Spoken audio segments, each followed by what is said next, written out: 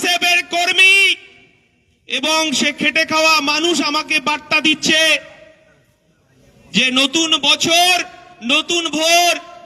আর আমি একটা মাত্র উত্তর দিয়েছি, নতুন বছর নতুন ভোর, আর জেলে যাবে সব চাকরি চোর আর জব কার্ড চোর। এই কথাটা আইএসএফ বলে যাচ্ছে। এবং শুনে রাখুন, এই পশ্চিম বাংলার গণতন্ত্রকে হত্যা করেছে মমতা বন্দ্যোপাধ্যায়, পশ্চিম বাংলার সম্পদকে লুট করেছে মমতা বন্দ্যোপাধ্যায়। আর আইএসএফ বলছে দিদি আপনার ষড়যন্ত্রের কাছে আমরা পরাজিত হইনি, পরাজিত হয়েছেন আপনি, পরাজিত হয়েছে আপনার ভাইপো। এই লাখো লাখো মানুষ আবার আমরা বিজয় পতাকা ওড়াবো সেই লক্ষ্যেই আমরা চলেছি। আমাদের মেরুদণ্ডকে ধমকে চমকে পুলিশের একটা অংশকে লাগিয়ে 42 দিন জেল খাটিয়েছেন। জেলে